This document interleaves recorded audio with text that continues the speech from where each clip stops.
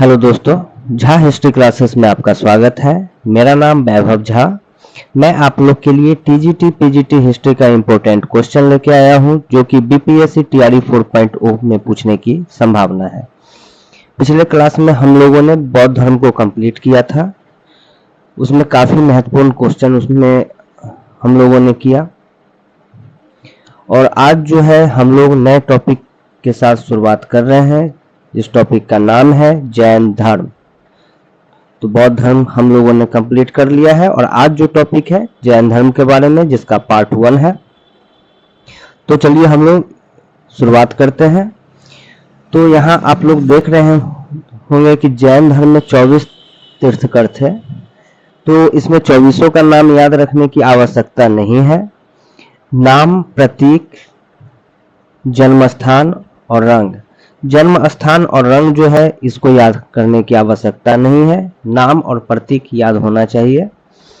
और 24 इसमें 24 है, तो 24 की याद करने की जरूरत नहीं है। जो एग्जाम के पॉइंट से जो पूछा जाता है क्वेश्चन, बस उसको हम लोग देखेंगे। हाँ, अगर पूरा याद हो जाए तो और अच्छी बात है, लेकिन कुछ इसमें इम्पोर्टेंट है। 8 से 9 इसमें लोगों का नाम है जो इसमें तीर्थंकर रहे हैं, तो उनके बारे में हम लोग जिक्र करेंगे। तो इसमें जो आप लोग देख रहे होंगे यहाँ पे, पहला जो है ऋषभनाथ, जिन्हें हम आदिनाथ के नाम से भी जानते हैं। इनका जो है प्रतीक है सांड है। ठीक है, ये जो थे पहले तीर्थंकर थे। तो यहाँ पे जैसे एग्जाम्पल में हम लोग जैसे अभी कर रहे हैं कि जैसे कोई मान लीजिए क्वेश्चन पूछ दे कि सांड जो है ये किसका प्रतीक है, किस तीर्थंकर का प्रतीक है, और ऑप्शन वहां पर आपको दे देगा, जिसमें एक ऋषभनाथ भी होंगे। तो वहां पे आपका आंसर ऋषभनाथ हो जाएगा, क्योंकि ऋषभनाथ जो है या आदिनाथ भी उनको कहा जाता है। तो उनका जो प्रतीक है सांड है। ठीक है, अब हम लोग चलते हैं सेकंड तीर्थंकर जो थे अजितनाथ। अजितनाथ जो थे ये सेकंड तीर्थंकर थे जैन धर्म के, और इनका प्रतीक जो है हाथी है। थर्ड तीर्थंकर जो है संभवनाथ है, तो इनका जो प्रतीक था घोड़ा था। ठीक है, फिर फोर्थ तीर्थंकर जो है, मतलब फोर्थ जो तीर्थंकर थे वो अभिनंदन नाथ थे, और इनका जो प्रतीक है बंदर है। ठीक है, अब हम देखते हैं इसमें जो इम्पोर्टेंट और होगा उसको हम देख लेते हैं। फिर से अब स्वास्तिक है यहाँ पर प्रतीक, तो पूछ देगा स्वास्तिक जो है किस जैन धर्म के तीर्थंकर का प्रतीक है, तो वहाँ ऑप्शन दे जाएगा। तो ये जो है सुपार्श्व नाथ का प्रतीक है। इसके बाद फिर हम आगे देखते हैं।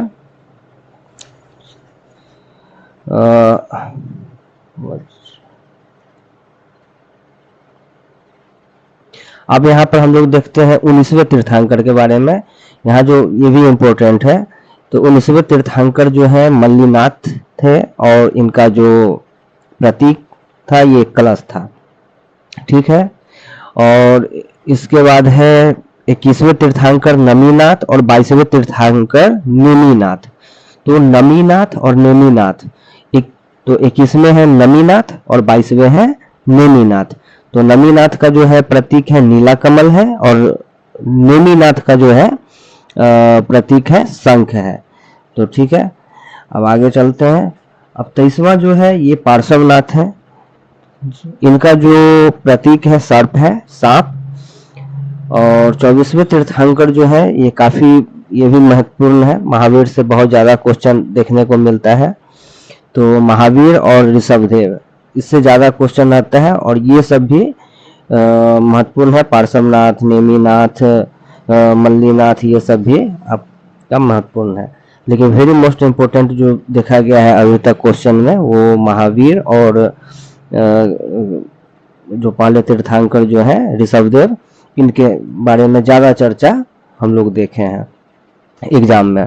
तो महावीर के बारे में जो है यहाँ पे कि इनका जो प्रतीक है सिंह है, सिंह या शेर। ये 24वें एवं अंतिम तीर्थंकर थे महावीर, वर्धमान महावीर। तो इनका जो जन्म हुआ था ये 540 ईस्वी पूर्व में वैशाली के कुंडग्राम में हुआ था। और वर्धमान महावीर के पिता का जो नाम था वो आपको सिद्धार्थ था, और सिद्धार्थ जो थे वो जीविका कम्युनिटी के चीफ थे। ठीक है, और इनकी माता का नाम जो था वो त्रिशला था, और इनकी जो पत्नी थी, इनकी पत्नी का जो नाम था, महावीर वर्धमान महावीर की पत्नी का नाम यशोदा था। तो और गौतम बुद्ध की पत्नी का क्या नाम था? यशोधरा। गौतम बुद्ध की पत्नी का नाम यशोधरा,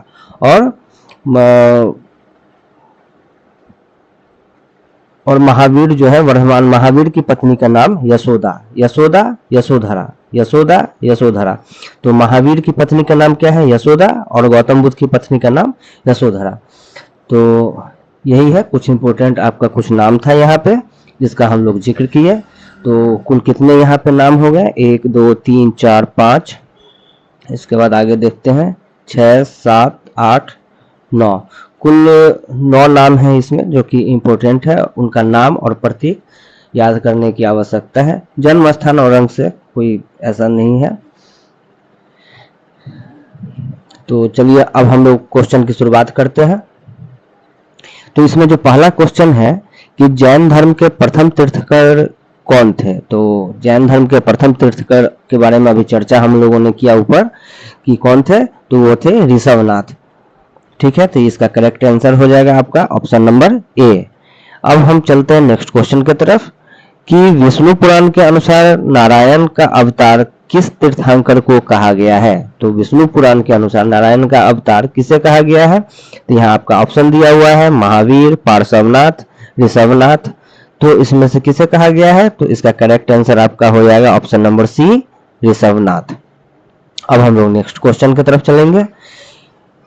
तीसरा नंबर क्वेश्चन है महावीर को केवलिन की प्राप्ति किस नदी के किनारे हुई? तो केवलिन का अर्थ जो होता है आपका क्या होता है? तो ज्ञान की प्राप्ति होता है, ज्ञान की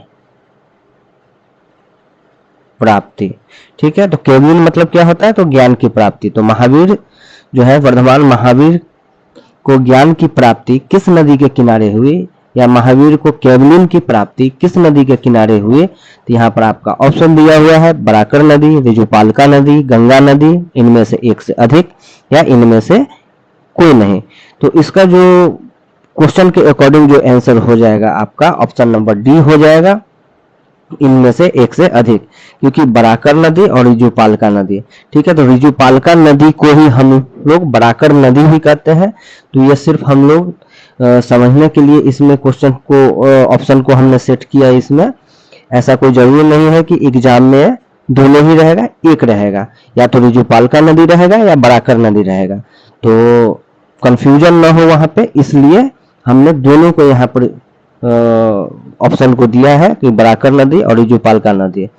तो इसका ऑप्शन हो जाएगा क्वेश्चन के अकॉर्डिंग डी हो जाएगा, ऋजुपालका नदी। इसी को कहते हैं हम लोग, ऋजुपालका नदी को ही कहते हैं बराकर नदी। अब हम लोग चलते हैं नेक्स्ट क्वेश्चन की तरफ। क्वेश्चन नंबर 4, महावीर स्वामी कितने वर्ष की अवस्था में गृह त्याग किया था? तो महावीर स्वामी कितने वर्ष की अवस्था में गृह त्याग किया था? तो यहाँ पर ऑप्शन दिया हुआ है 29 वर्ष, 24 वर्ष, 30 वर्ष। तो यहाँ पे ऑप्शन के यहाँ पर आपका करेक्ट ऑप्शन हो जाएगा ऑप्शन नंबर सी, 30 वर्ष। और 29 वर्ष के अवस्था में किन्होंने गृह को त्याग किया था? तो ये जो थे महात्मा बुद्ध। ठीक है, अब हम लोग चलेंगे नेक्स्ट क्वेश्चन की तरफ। कितने दिनों की तपस्या के बाद महावीर स्वामी को ज्ञान की प्राप्ति हुई? तो कितने वर्ष की तपस्या के बाद महावीर स्वामी को ज्ञान की प्राप्ति हुई? तो यहाँ पर ऑप्शन दिया हुआ है आपका 83 दिन, 63 दिन, 73 दिन, इनमें से एक से अधिक, इनमें से कोई नहीं। तो यहाँ पर आपका करेक्ट आंसर हो जाएगा 83 दिन। अब यहाँ पर महावीर स्वामी को ज्ञान की प्राप्ति 83 दिन में हुई थी। महात्मा बुद्ध को कितने दिन में हुई थी? पिछले क्लास में हम लोगों ने चर्चा किया था कि महात्मा बुद्ध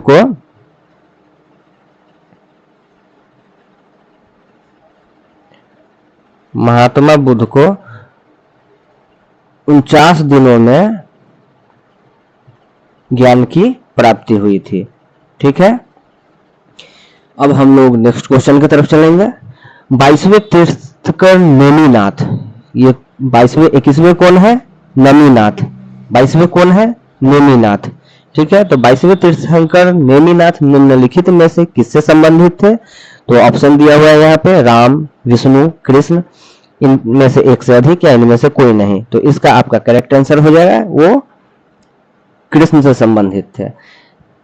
अब हम लोग नेक्स्ट क्वेश्चन की तरफ चलेंगे।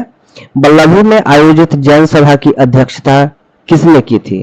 तो बल्लभी में आयोजित जैन सभा की अध्यक्षता किसने की थी? ऑप्शन है आपका यहाँ पे नागार्जुन, स्कंदुल, बाहुबली, इनमें से एक से अधिक, इनमें से कोई नहीं। तो इसका जो ऑप्शन हो जाएगा ऑप्शन नंबर ई, इनमें से कोई नहीं। इसका आगे हमने जिक्र किया है। द्वितीय जैन सभा का आयोजन कहाँ की गई थी? तो द्वितीय जैन सभा का आयोजन जो है आपको बल्लभी में की गई थी, और वहां के जो अध्यक्ष थे कौन थे? देवर्षि क्षमाश्रमण थे। ये जो थे आपका अध्यक्ष थे। ठीक है, तो वही यहाँ पे है, यहाँ पे है कि बल्लभी में आयोजित जैन सभा की अध्यक्षता किसने की थी? तो वही देवर्षि क्षमाश्रमण थे। तो यहाँ पे ऑप्शन में नहीं है, तो इसमें से कोई नहीं होगा। तो द्वितीय जैन सभा का आयोजन कहाँ किया गया था? तो बल्लभी में किया गया था। अध्यक्ष अभी बात कर ही लिए चर्चा कि देवर्षि क्षमाश्रमण। और द्वितीय जैन सभा का जो आयोजन है ये आपका कब किया गया था? तो द्वितीय जैन सभा का आयोजन आपका जो है 300 ईसा पूर्व में किया गया था। ठीक है, तो द्वितीय जैन सभा का आयोजन कहाँ किया गया था? तो ये बल्लभी में किया गया था। कब किया गया था? तो 300 ईसा पूर्व में किया गया था। और इसके अध्यक्ष कौन थे? तो देवर्षि क्षमाश्रमण थे। चलिए नेक्स्ट क्वेश्चन की तरफ हम लोग चलेंगे। निम्नलिखित में से कौन जैन भिक्षुणी बनने वाली पहली महिला थी? तो जैन भिक्षुणी बनने वाली पहली महिला कौन थी? तो यहाँ पर आपका ऑप्शन दिया हुआ है, चंदना, सुजाता, खेमा। तो इसका जो आपका ऑप्शन हो जाएगा, इसका ऑप्शन आपका ऑप्शन नंबर ए, चंदना हो जाएगा। ठीक है, तो ये जो थी जैन भिक्षुणी बनने वाली पहली महिला थी। अब है यहाँ पे यहीं पे एक चीज का चर्चा कर लेते हैं हम लोग कि बौद्ध भिक्षुणी बनने वाली पहली महिला कौन थी? तो बौद्ध भिक्षुणी बनने वाली कौन थी पहली महिला? पीछे हम लोग पिछले क्लास में चर्चा किए हैं इसके बारे में। तो बौद्ध भिक्षुणी बनने वाली जो पहली महिला थी वो थी प्रजापति गौतमी थी। ठीक है, गौतम बुद्ध का नाम जो गौतम पड़ा है वो प्रजापति गौतमी के नाम से ही उनका नाम गौतम पड़ा है, गौतम बुद्ध। ठीक है, इसके बाद जो है प्रजापति गौतमी जो है वो महात्मा बुद्ध की सौतेली माता थी और मौसी भी थी। तो उनका क्या हुआ कि जन्म जब हुआ था, तो हमने पिछले क्लास में चर्चा किया था कि जब इनका जन्म हुआ था तो इनके जन्म के 7 दिन के बाद इनकी माता जो थी महामाया, उनकी मृत्यु हो जाती है। और तो मृत्यु होने के कारण क्या होता है कि इनकी मौसी जो है प्रजापति गौतमी इनका लालन पालन पोषण करती है। तो वही हम कह रहे थे कि बौद्ध भिक्षुणी बनने वाली जो पहली महिला थी वो प्रजापति गौतमी थी, और द्वितीय बौद्ध भिक्षुणी बनने वाली जो महिला थी वो थी आम्रपाली थी, जो कि वैशाली की नगर वधु कहलाती थी। तो चलिए हम लोग नेक्स्ट क्वेश्चन की तरफ चलेंगे। प्रथम जैन सभा का आयोजन कहाँ किया गया था? तो प्रथम जैन सभा का आयोजन जो है आपको यहाँ पर ऑप्शन दिया हुआ है, पाटलिपुत्र, वैशाली, बल्लभी। तो यहाँ पर आपका जो है ऑप्शन हो जाएगा ऑप्शन नंबर ए, पाटलिपुत्र। ठीक है, तो प्रथम जैन सभा का आयोजन कब किया गया था ये भी देख लेते हैं। तो प्रथम जैन सभा का जो आयोजन है आपको 512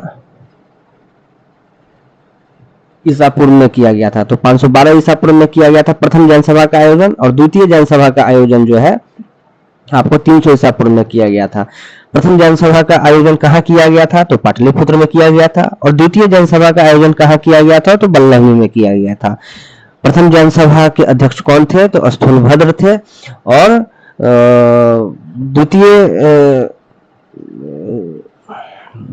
द्वितीय जैन सभा के अध्यक्ष कौन थे? तो क्षमाश्रमण थे। ठीक है, अब चलते हैं नेक्स्ट क्वेश्चन, और ये जो है आपका 11वां क्वेश्चन है, लास्ट क्वेश्चन है। तो देखते हैं कि प्रथम जैन सभा के अध्यक्ष कौन थे। तो अभी हमने चर्चा की इस पे कि प्रथम जैन सभा के जो अध्यक्ष थे वो कौन थे? तो स्थूलभद्र थे। ठीक है, अब जो है यहाँ एक नोट पॉइंट है, ये नोट पॉइंट है आपका कि पहली जैन सभा जो 300 ईसा पूर्व में, सॉरी 512 ईसा पूर्व में जो हुआ था, पहली जैन सभा महासभा, तो इसकी उसकी अध्यक्षता जो है स्थूलभद्र किए थे। और ये कहाँ पर हुई थी? तो पाटलिपुत्र में हुई थी। तो इस जैन सभा में क्या हुआ था कि जैन धर्म दो भागों में बट गया था। कौन कौन? तो एक दिगंबर और दूसरा श्वेतांबर। एक दिगंबर और दूसरा श्वेतांबर। तो चलिए आज के क्लास में हम लोग इतना ही रखते हैं। अगर वीडियो अच्छा लगे तो लाइक कीजिए, सब्सक्राइब कीजिए, और हम लोग नेक्स्ट क्लास में इसका पार्ट 2 लेके आएंगे। तो आज के लिए इतना ही रखते हैं। धन्यवाद।